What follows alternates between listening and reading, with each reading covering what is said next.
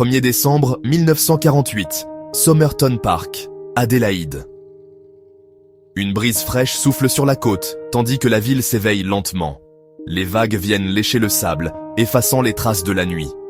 C'est le début d'une journée ordinaire, ou du moins, c'est ce que tout le monde croit. Le soleil se lève sur une plage presque vide, quelques mouettes crient dans l'air salin, et seuls les premiers promeneurs profitent du calme matinal. L'horizon est doré, baignant la Seine d'une lumière paisible, presque irréelle. Deux promeneurs, habitués à cette tranquillité, s'approchent de la digue. Là, ils aperçoivent une silhouette immobile, allongée contre les pierres. L'homme est impeccablement vêtu, costume et cravate, chaussures cirées, sans un grain de sable sur lui. Rien ne laisse penser qu'il a passé la nuit dehors. Il semble dormir, paisible, presque serein. Mais en s'approchant, les promeneurs comprennent vite qu'il ne respire plus. L'homme est mort, sans trace de violence apparente, sans agitation autour de lui. Pas de papier, pas de portefeuille, aucune trace d'identité. Les poches sont soigneusement vides, comme si quelqu'un avait voulu effacer toute piste. Même les étiquettes de ses vêtements ont été découpées, rendant toute identification impossible. Les policiers examinent la scène avec minutie. Aucune blessure, aucune trace de lutte, rien qui puisse expliquer la mort soudaine de cet homme. Tout semble en ordre, et pourtant, tout est étrange. L'homme paraît en parfaite santé, entre 40 et 45 ans, sportif, soigné. Son visage est reposé, ses mains sans marque. Il n'a rien d'un vagabond, rien d'un homme en détresse. Une cigarette non allumée repose sur son col, une autre est glissée derrière son oreille. Des détails qui intriguent les enquêteurs. Pourquoi ces cigarettes?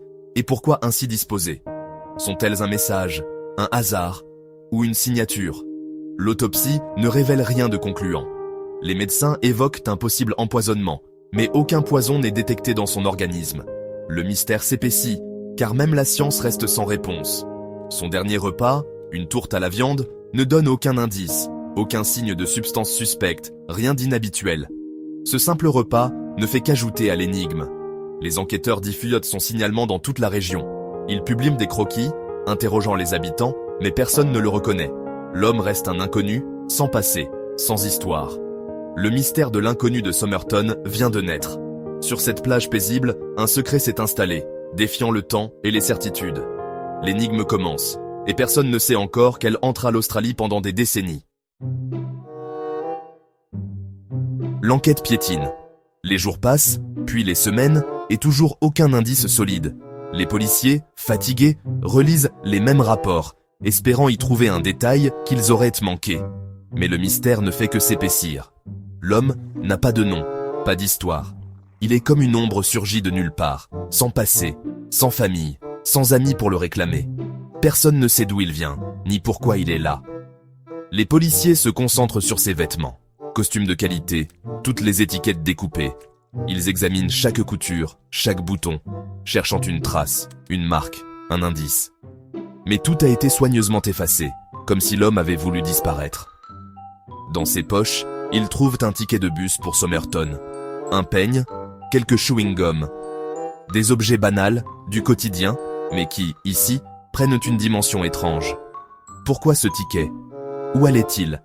Qui espérait-il rencontrer? Un paquet de cigarettes, mais les cigarettes à l'intérieur ne correspondent pas à la marque du paquet. Un détail troublant qui intrigue les enquêteurs. Chaque objet est analysé, photographié, consigné dans les dossiers. Mais rien ne mène à son identité. Les policiers interrogent les chauffeurs de bus, les commerçants, les habitants du quartier. Personne ne l'a vu, personne ne le reconnaît. L'homme reste un inconnu total.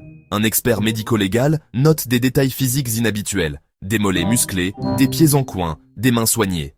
Il consigne tout dans son carnet, cherchant à deviner le passé de cet homme à travers son corps. Ces indices suggèrent qu'il aurait pu être danseur, ou peut-être militaire. Un homme habitué à l'effort, à la discipline, à la rigueur. Mais aucune trace de lui dans les registres militaires ou artistiques.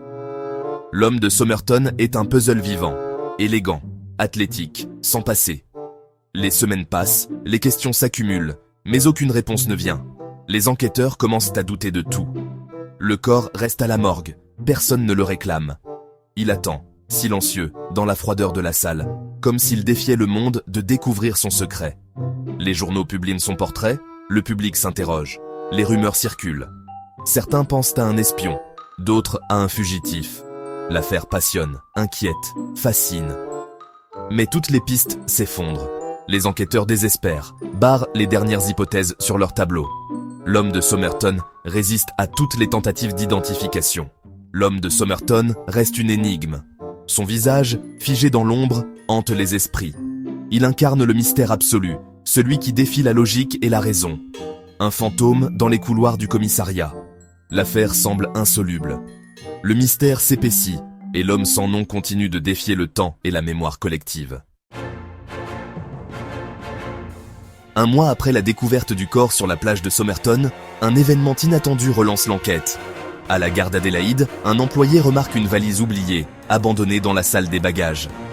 Elle est là depuis la veille de la mort mystérieuse de l'inconnu, posée discrètement parmi d'autres effets personnels, sans que personne ne vienne la réclamer. Cette découverte intrigue immédiatement la police, qui espère y trouver des indices cruciaux pour identifier l'homme. Les enquêteurs se précipitent sur place, conscients que chaque minute compte. La valise, usée par le temps, semble banale à première vue, mais son abandon coïncide trop parfaitement avec la mort inexpliquée pour être une simple coïncidence. Les policiers l'ouvrent avec précaution.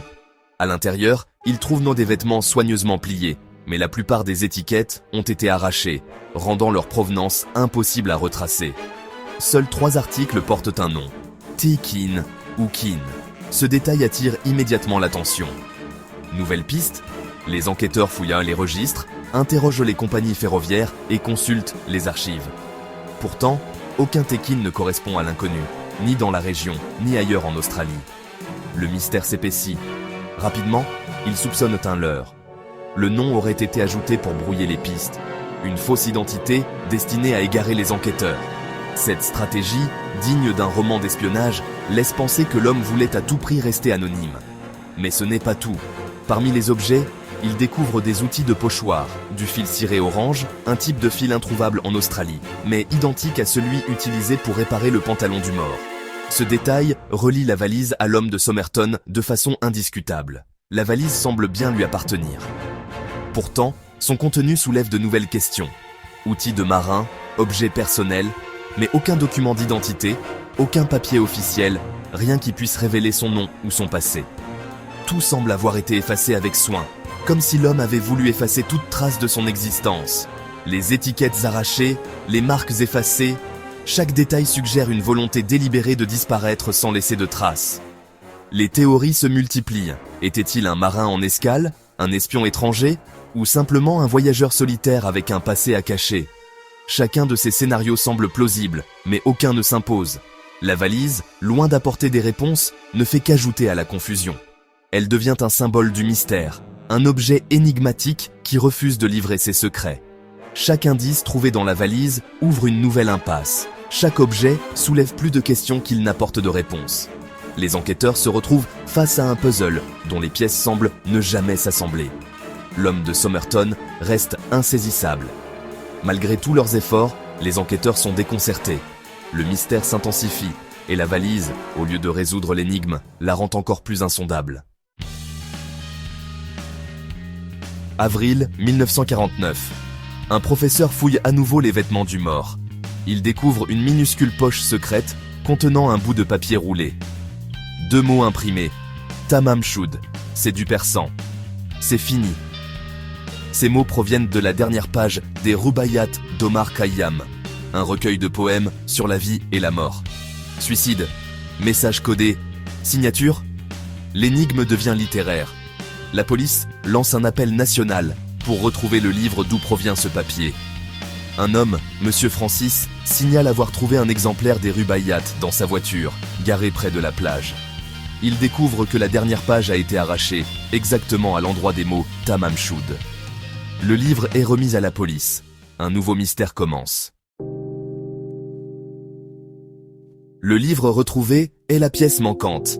La déchirure correspond au papier trouvé sur le mort. Au dos, 5 lignes de lettres mystérieuses. Un code indéchiffrable. Les meilleurs cryptographes échouent à le déchiffrer. Le code renforce la théorie de l'espionnage, surtout en pleine guerre froide. Un numéro de téléphone est aussi inscrit dans le livre. Il mène à Jessica Thompson, infirmière à Glenelg, près de la plage. Les policiers lui montrent le buste du mort. Elle est bouleversée, mais nie le connaître. Elle admet avoir offert un exemplaire des Rubaiyat à un certain Alfred Boxall pendant la guerre. Mais Boxall est retrouvé vivant, avec son propre livre intact. La piste s'effondre. Le mystère s'épaissit autour de Jessica. L'affaire rebondit sans cesse. Jessica Thompson, alias Jestine, reste au cœur du mystère. Sa réaction devant le buste du mort intrigue la police, mais elle refuse de parler. Des années plus tard, sa fille Kate révèle que sa mère connaissait l'homme de Somerton et parlait russe. Elle pense que son frère Robin pourrait être le fils de l'inconnu. Robin partage des traits physiques rares avec le mort. La piste familiale et génétique devient centrale. Le secret de Jessica ne sera jamais totalement levé. La théorie de l'espionnage séduit. Poison indétectable, vêtements sans étiquette, code secret. L'Australie, en pleine guerre froide, est un terrain d'espions. Le site de Woomera, proche, attire l'attention. Mais aucune preuve ne relie l'homme de Somerton à un service secret. Les archives restent muettes. L'hypothèse d'un espion demeure fascinante, mais non prouvée. Le mystère reste entier. Après 70 ans, la science entre en scène. En 2021, le corps est exhumé pour prélever de l'ADN. Le professeur Derek Abbott et la généalogiste Colin Fitzpatrick mènent l'enquête. Grâce à des cheveux conservés, ils obtiennent un profil génétique. Ils remontent un immense arbre généalogique. En 2022, ils identifient l'homme, Carl Charles Webb, né à Melbourne en 1905. Ingénieur électricien, il avait disparu après avoir quitté sa femme. Ni espion, ni danseur, juste un homme ordinaire devenu fantôme. Sa famille ignorait tout de sa fin. L'énigme de l'identité est résolue, mais le mystère de sa mort demeure. Carl Webb a retrouvé son nom, mais pas son histoire. Pourquoi a-t-il effacé son identité? Que faisait-il à Adélaïde? Le lien avec Jessica Thompson reste obscur, tout comme le code secret. Suicide ou meurtre? Le message « Tamam Shud » laisse planer le doute. L'enquête s'oriente vers sa vie privée, ses relations, ses secrets. Le puzzle reste incomplet. Le fantôme de Somerton fascine toujours.